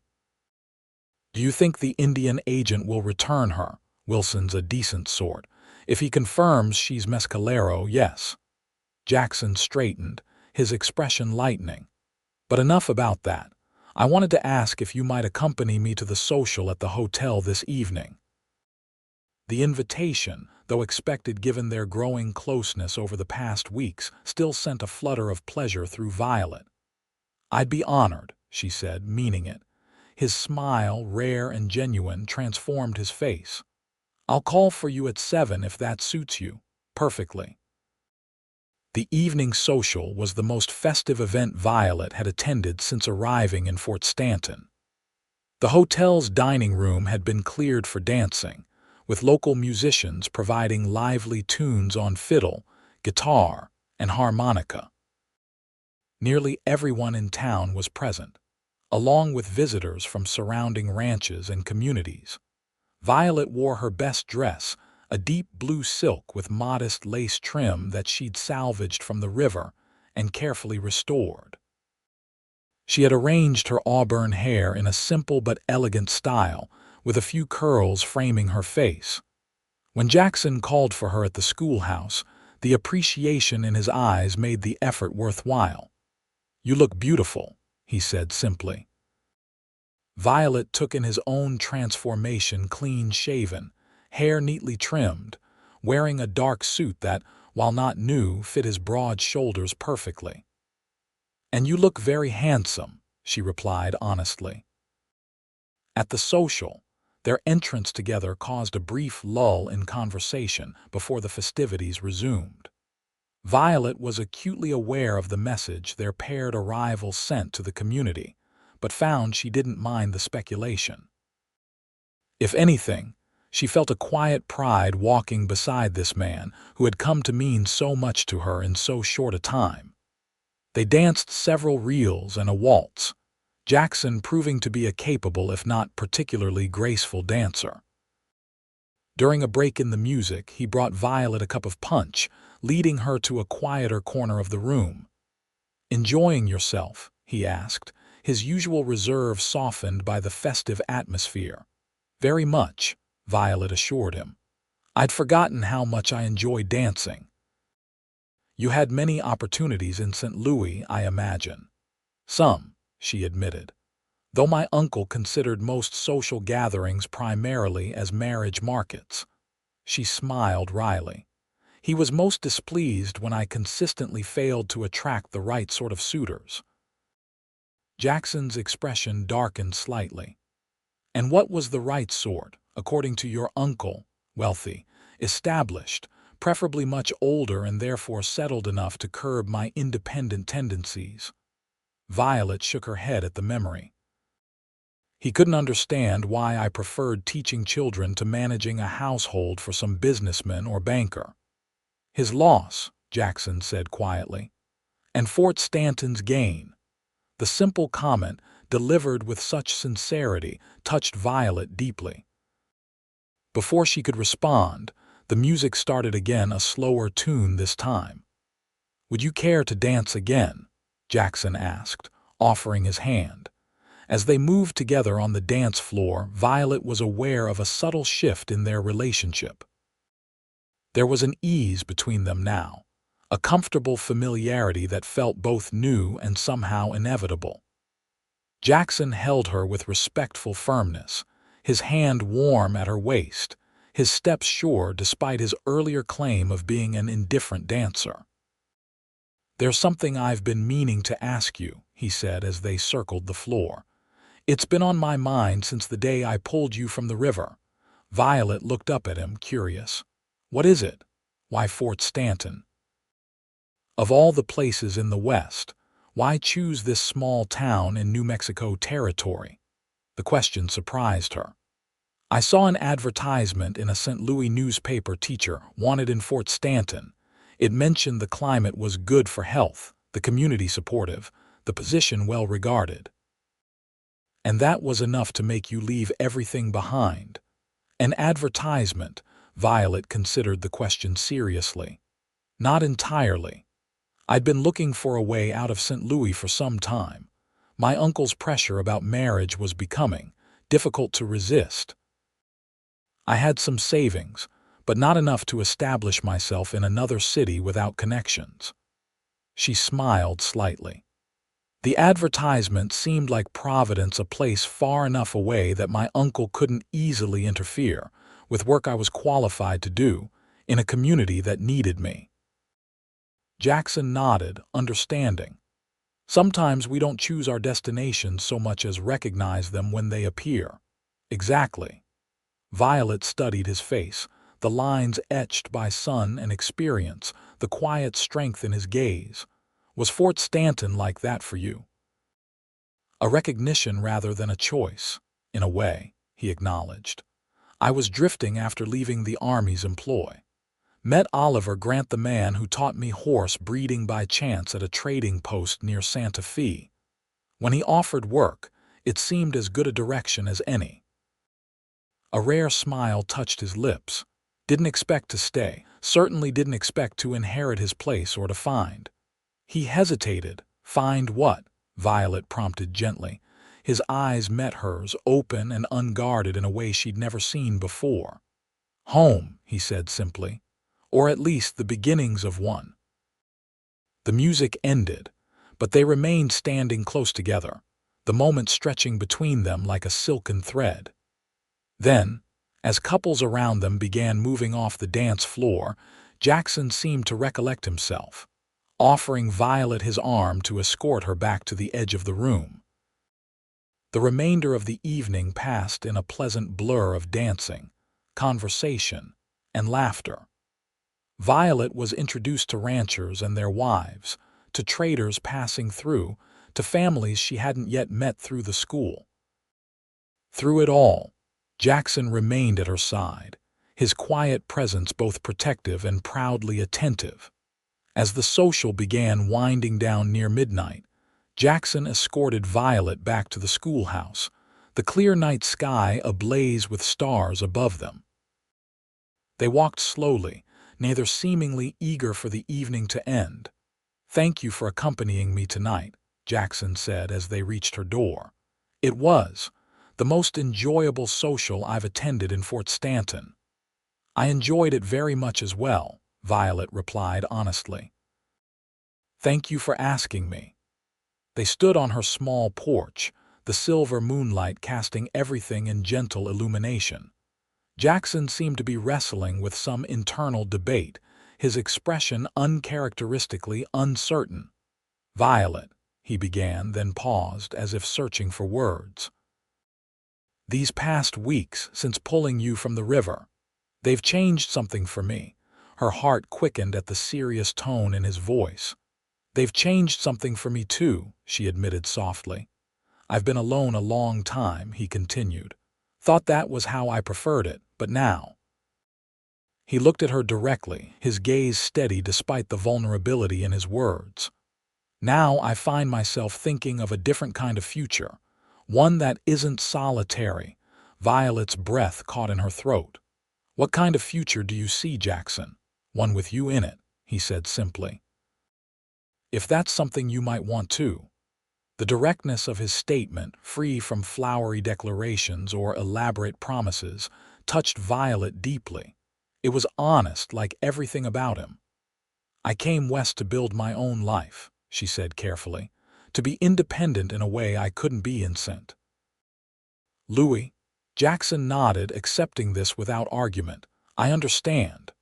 "But," Violet continued, reaching out to take his hand, "I'm learning that independence doesn't have to mean being alone, that building a life can be a shared endeavor with the right person." Hope kindled in his eyes. "And am I? Could I be that right person?" In answer, Violet stepped closer, tilting her face up to his. "I believe you could," she whispered. The kiss, when it came, was gentle and questioning at first, then deepening as they each responded to the other.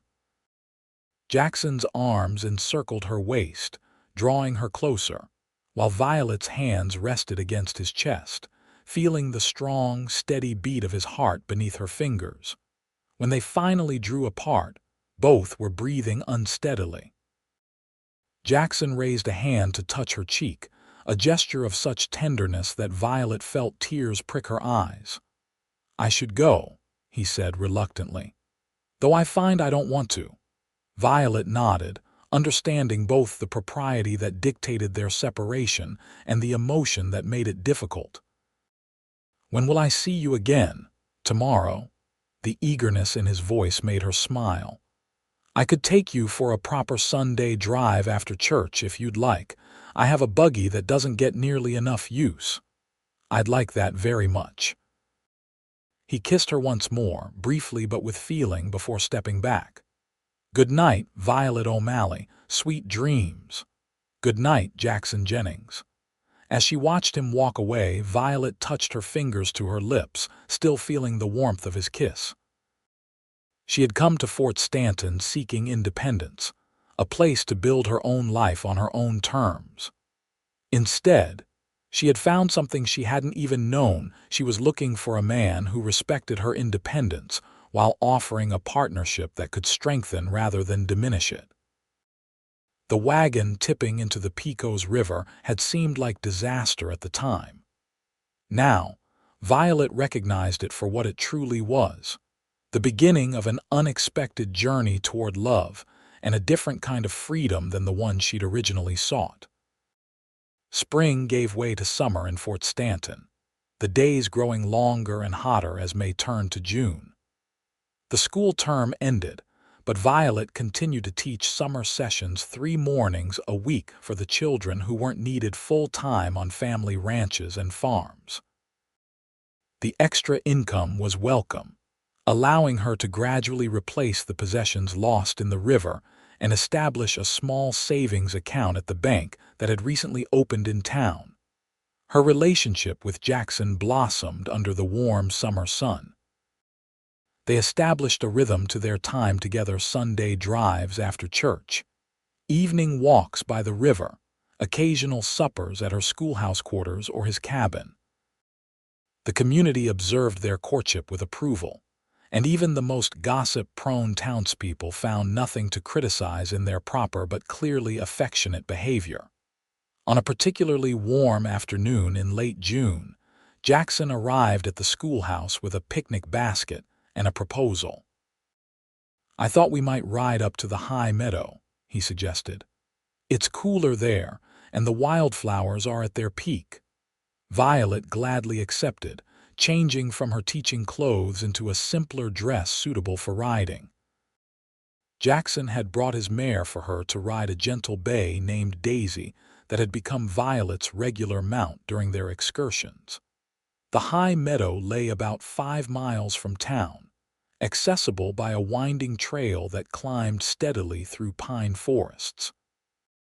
As they emerged from the trees, Violet gasped at the vista before them: a wide, gently sloping meadow carpeted with wildflowers of every color, backed by distant mountains still capped with snow despite the summer heat.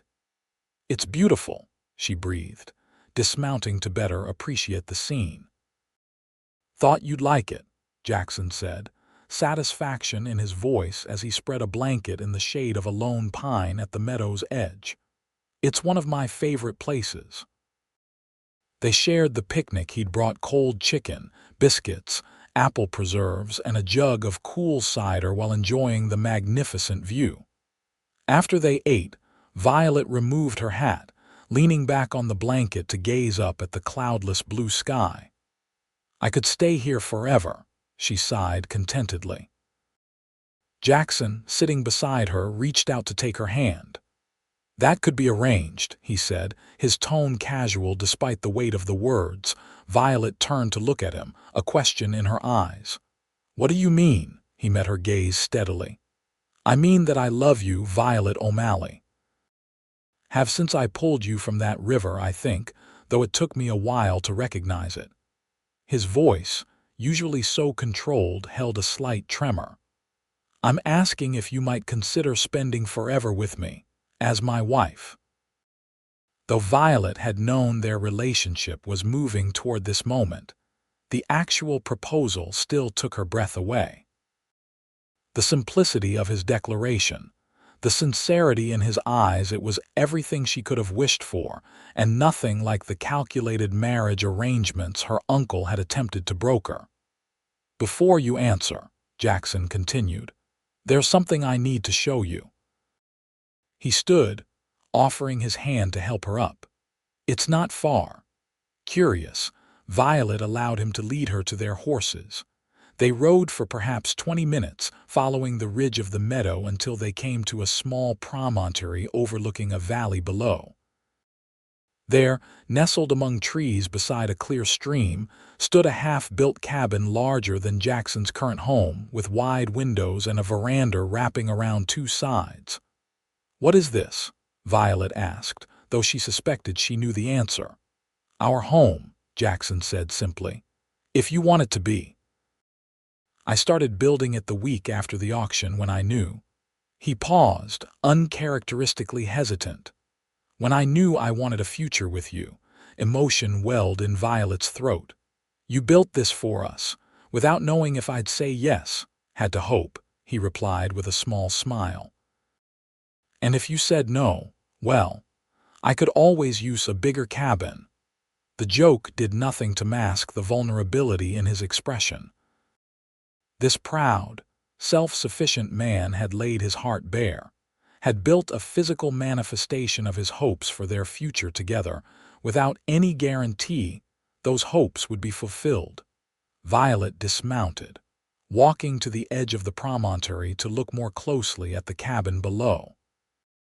She could see now that it was designed with care. The wide windows would catch the morning sun. The veranda would provide shade in summer and shelter in winter.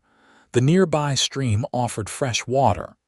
It was positioned perfectly, neither too isolated nor too exposed. "It's beautiful," she said softly. "How much more work does it need? The roof's on, walls are up. Inside needs finishing floors, fireplace, fixtures. Could be ready by fall if I have help." He moved to stand beside her, not touching her but close enough that she could feel his warmth. "There's room for a garden. Space for more buildings if needed. Good grazing for horses. And how far is it from the school?" "About 4 miles by the direct trail. Easy riding distance." Violet turned to face him, her decision made though in truth it had been made weeks ago, perhaps even in those first moments by the river. "Ask me again," she said softly. Jackson took both her hands in his eyes never leaving hers. "Violet O'Malley, I love you. Will you marry me?" "Yes," she said simply, her heart full. "Yes, I will marry you, Jackson Jennings." The joy that transformed his features was like sunrise breaking over the mountains, sudden and radiant. He pulled her into his arms, lifting her off her feet in an uncharacteristic display of exuberance that made her laugh with delight. When he set her down, he kissed her with a passion that left her breathless. "I promise you won't regret it," he said when they finally broke apart. "I'll spend my life making you happy." "We'll make each other happy," Violet corrected gently. "That's what a true partnership is." He nodded, understanding and appreciating the distinction. "Partners, then, in all things," she agreed. "Now show me our home properly." "I want to see everything." They spent the afternoon exploring the cabin and surrounding property, with Jackson pointing out his plans for each space and Violet offering suggestions that he welcomed eagerly. It was, she realized, the first of many such collaborations, the physical creation of the shared life they were choosing to build. As the sun began its descent toward the western mountains, they reluctantly mounted their horses for the ride back to town. There were preparations to make, announcements to share, plans to finalize. "When would you like to be married?" Jackson asked as they rode side by side down the trail. "I know women often want time to prepare." Violet considered the question. "In St. Louis, weddings were elaborate affairs requiring months of planning. But here in Fort Stanton, simpler ceremonies were the norm, and she found she preferred that approach. "I don't need a grand wedding," she said. "Just our community, a simple ceremony. Perhaps in August, before the school term begins again. That would give us time to finish the cabin before winter." Jackson nodded, pleased with her practical approach. "August it is, and after. Would you want to continue teaching?" The question was asked without judgment, a genuine inquiry about her wishes. It confirmed again for Violet that she had found a partner who valued her independence and abilities. "Yes, at least for now," she replied honestly. "I love teaching, and the community needs a school. Perhaps someday, if we have children of our own." She trailed off, suddenly shy about discussing such matters despite their engagement. "Our children would have the most educated mother in the territory," Jackson said with quiet pride. "And I'd want them to benefit from that." He paused, then added more seriously, "Whatever you decide, Violet, I'll support it. Your teaching is part of who you are. I wouldn't ask you to give it up." The simple statement, delivered with such matter-of-fact acceptance, meant more to Violet than the most elaborate declaration of love could have. In that moment, she knew with absolute certainty that she had made the right choice, not just in coming to Fort Stanton, but in giving her heart to this remarkable man.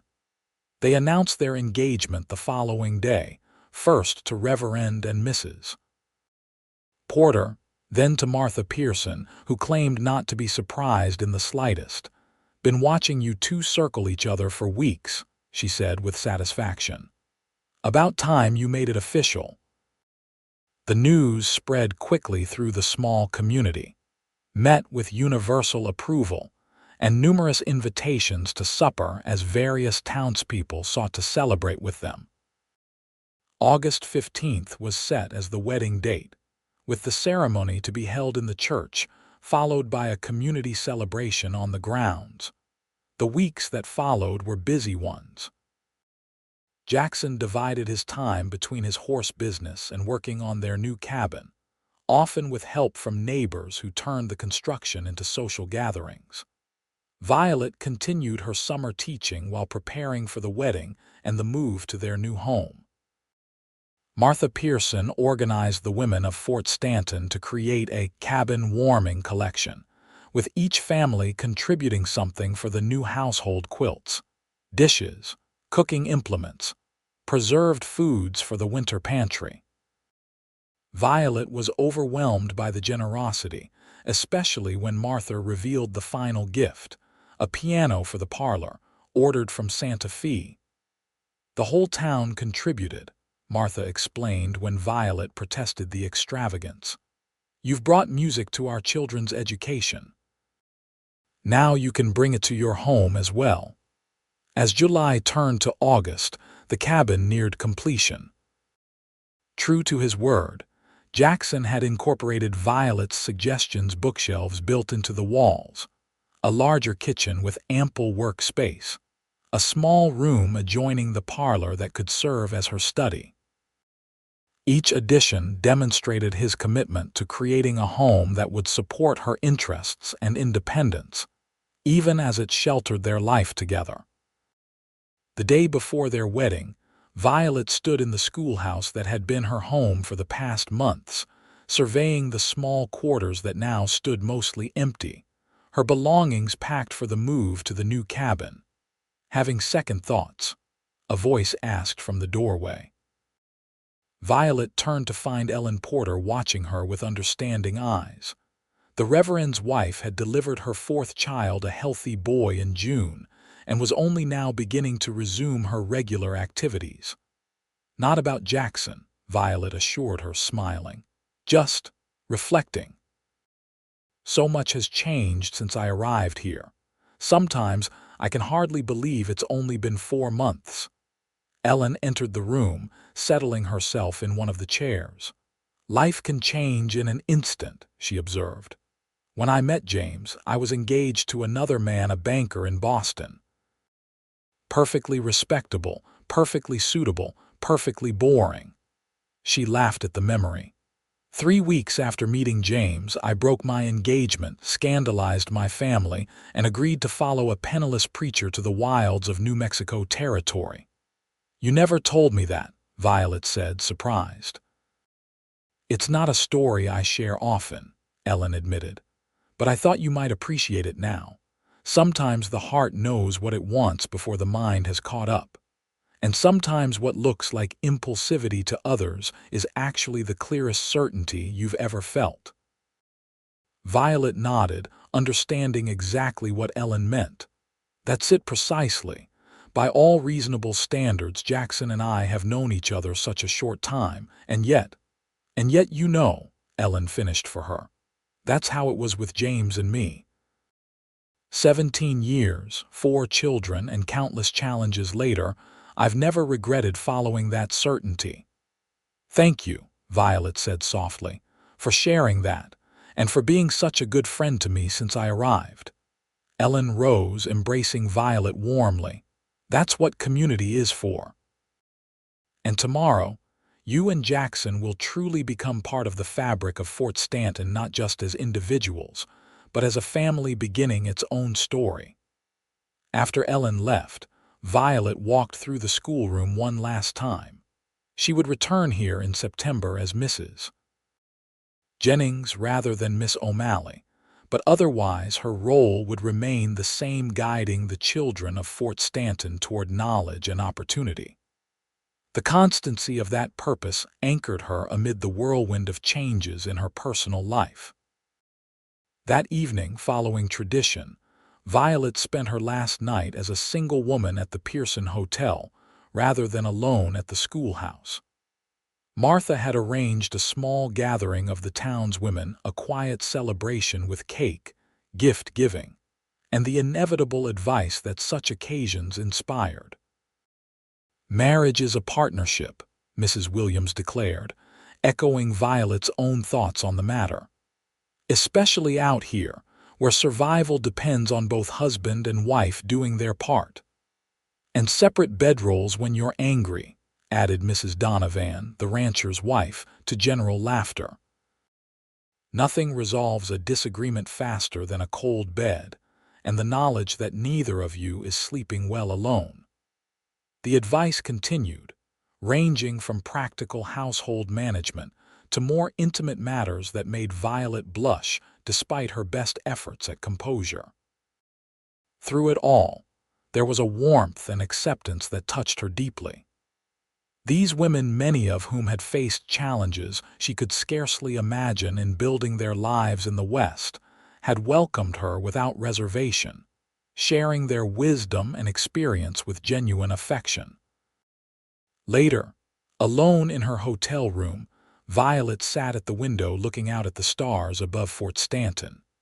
Tomorrow she would become Violet Jennings, wife to a man she had known for just 4 months, yet felt she had somehow been moving toward her entire life. The journey that had begun with a wagon tipping into the Pecos River had led her to a destination she could never have imagined when she left St. Louis. She had come west seeking independence and found it not in isolation, but in a community that valued her contributions and a partnership with a man who respected her autonomy even as he cherished her presence in his life. As she finally drifted toward sleep, Violet found herself looking forward not just to the wedding tomorrow, but to all the days that would follow, the shared joys and challenges, the building of a home and perhaps a family, the continued teaching that fulfilled her so deeply, and the life beside a man whose quiet strength and integrity had captured her heart so unexpectedly, yet so completely. The morning of August 15th dawned clear and bright, with a crispness to the air that hinted at the approaching autumn. Violet woke early, a mixture of excitement and serenity settling over her as she prepared for the day ahead. Martha Pearson arrived with breakfast and 2 other women to help Violet dress for the ceremony. The wedding gown was simple but elegant ivory silk with lace trim that Ellen Porter had reworked from her own wedding dress, altered to fit Violet's taller frame. "Something borrowed," Ellen had said when presenting it to Violet the previous week, "though you're welcome to keep it for your own daughter someday." Now, as Martha fastened the final buttons up the back, Violet studied her reflection in the mirror. The woman who looked back at her seemed both familiar and somehow transformed, the same Violet who had left St. Louis seeking independence, yet also someone new, someone who had found not just the freedom she sought, but also a love she hadn't known she was looking for. "You look beautiful," Martha said, adjusting the simple veil attached to Violet's upswept hair. "Jackson won't know what hit him." A knock at the door announced Reverend Porter, who had offered to escort Violet to the church in the absence of her father or other male relatives. "Are we ready, ladies?" he asked, his kind face beaming with approval when he saw Violet in her wedding finery. "I believe we are," Violet replied, a calm certainty filling her voice. The walk to the church took only minutes, but Violet would always remember it as a journey in itself, the warm greetings from townspeople they passed, the perfect blue of the August sky above, the sense of stepping purposefully toward a future she had chosen freely and joyfully.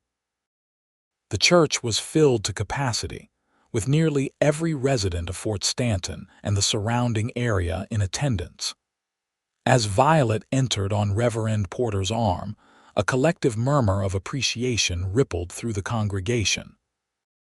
But Violet had eyes only for the man standing at the altar, Jackson, clean-shaven and solemn in a new black suit, his expression transforming from nervousness to awe as he caught sight of his bride.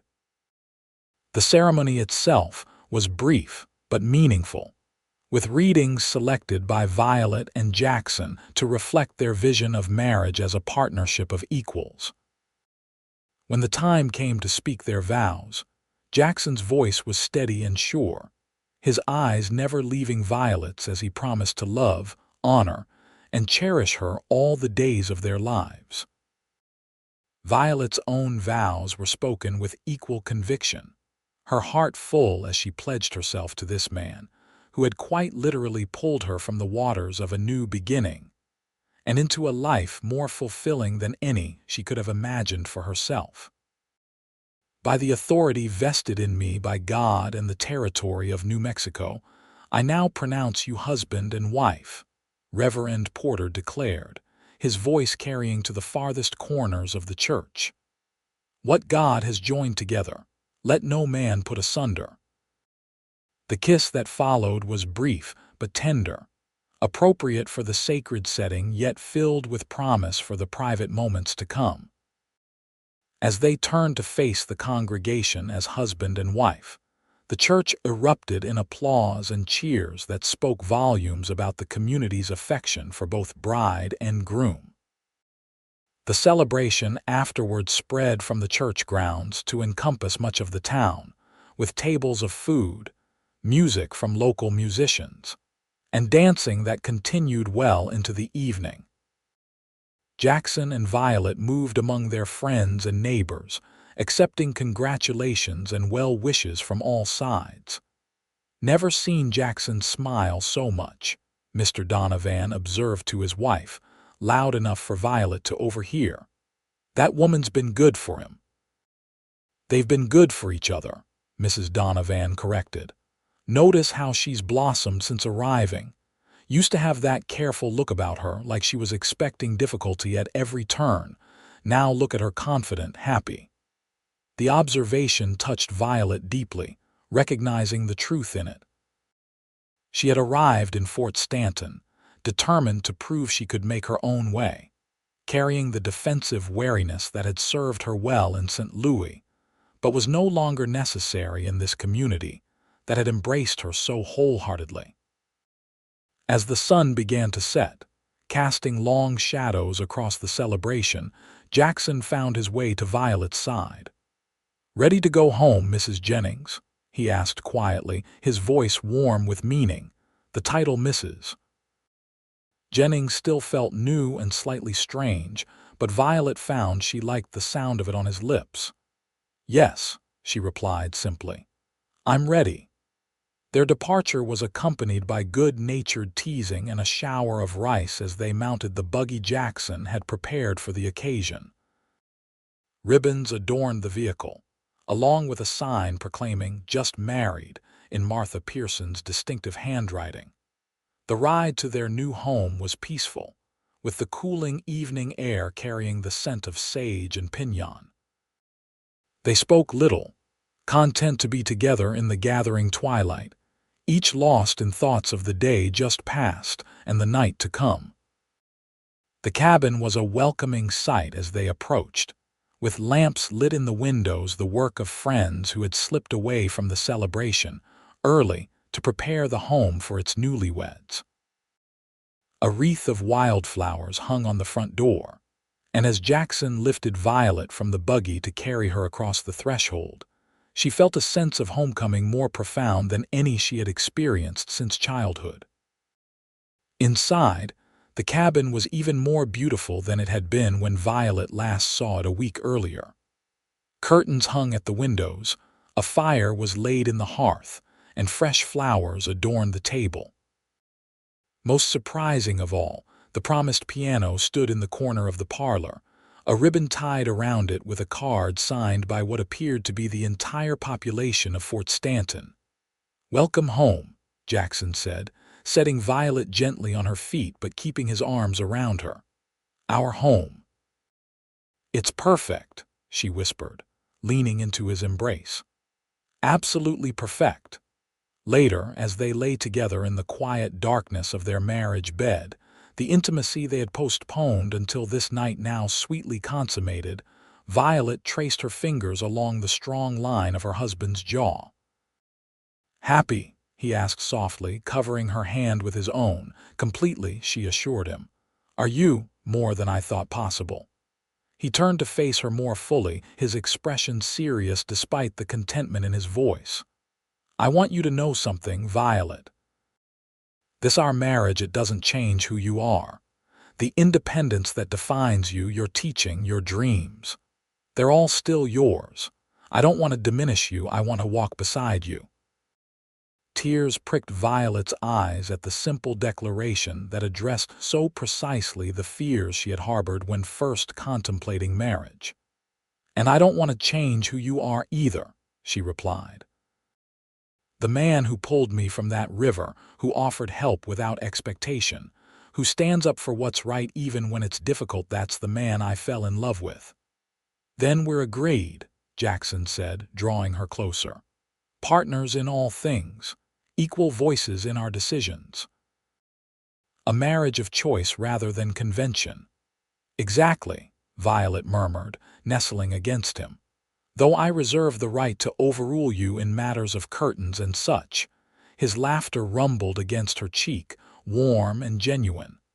"I believe I can live with those terms, Mrs. Jennings." "As can I, Mr. Jennings," she replied, smiling as his lips found hers once more. The years that followed brought both joys and challenges to the Jennings household.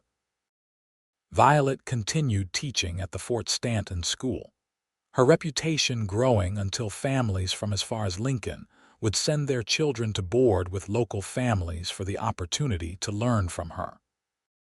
Jackson's horse breeding business flourished, his fair dealings with both settlers and the Mescalero Apache earning him respect throughout the territory.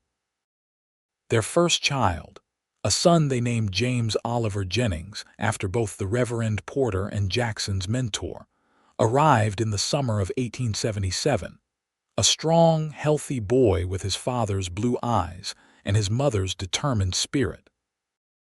Violet took a brief respite from teaching but returned to the classroom when Jamie was 6 months old, with Jackson adjusting his work schedule to care for the baby when Violet was at school, an arrangement that raised eyebrows among more traditional community members, but worked perfectly for the Jennings family. A daughter, Sarah Elizabeth, followed 2 years later, and another son, William Thomas, 2 years after that. With each child, Violet and Jackson reaffirmed their commitment to partnership, sharing responsibilities in ways that honored both their family needs and their individual pursuits. The cabin expanded along with their family, a new wing added for the children's bedrooms, the garden enlarged, a proper stable built for Jackson's prized horses. The home became a gathering place for the community, with Violet's piano often at the center of evening entertainments that brought neighbors together for music, conversation, and the simple pleasure of shared company. Through it all, Violet and Jackson remained true to the promises they had made on their wedding day, supporting each other's independence while building a life deeply intertwined, facing challenges together and celebrating successes as shared achievements. On the 10th anniversary of the day Jackson had pulled Violet from the Pecos River, they rode together to that same spot, now a place of significance in their personal geography. The river flowed peacefully beneath the summer sun, giving no hint of the drama it had witnessed a decade earlier. "Strange to think," Violet mused, dismounting beside her husband, "if my wagon hadn't tipped right here, we might never have met." Jackson helped her down, his hands strong and sure as they had been on that first day. At 42, his hair was beginning to show threads of silver at the temples, and the lines around his eyes had deepened with years of squinting into the New Mexico sun. But to Violet, he was more handsome than ever, his face a beloved map of their shared years. "I've thought about that," he admitted, keeping her hand in his as they walked to the riverbank. "Was it chance, fate, providence? Whatever it was, I thank God for it every day. Violet leaned against him, reflecting on the decade they had shared. When I left St. Louis, I thought I knew exactly what I wanted: independence, a teaching position, a place to build my own life on my own terms. And did you find it? Jackson asked, though he knew the answer. I found so much more, she replied honestly. I found that independence doesn't have to mean being alone. That partnership, when it's right, doesn't diminish freedom but expands it. She looked up at him, her eyes full of the love that had only deepened with the passing years. I found you, Jackson Jennings, and in finding you, I found myself more completely than I ever had before. He drew her into his arms, the familiar contours of their bodies fitting together as perfectly as they had from the first. When I dove into this river after your wagon, I was just trying to help someone in need, he said. Had no idea I was actually reaching for my own future, for the life and family I never thought I'd have. And a decade later, any regrets? Violet asked, though she could read the answer in his eyes. Not one, he assured her, his voice warm with certainty. Every day with you, with our children. It's more than I ever dared hope for. He smiled, the full, genuine smile that had once been rare but now came easily and often. Though I will say, pulling you from the river was considerably easier than keeping up with young William. That boy has more energy than all my horses combined. Violet laughed, the sound carrying across the water. He comes by it honestly. His father was quite energetic himself when motivated properly. She gave him a teasing look that still, after all these years, could bring heat to his gaze. As I recall, Jackson murmured, drawing her closer, his mother was equally enthusiastic about certain activities.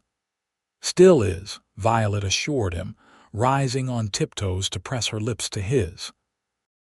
The kiss they shared beside the Pecos River held all the passion of their early days together, tempered now by the deeper connection that a decade of marriage had forged between them.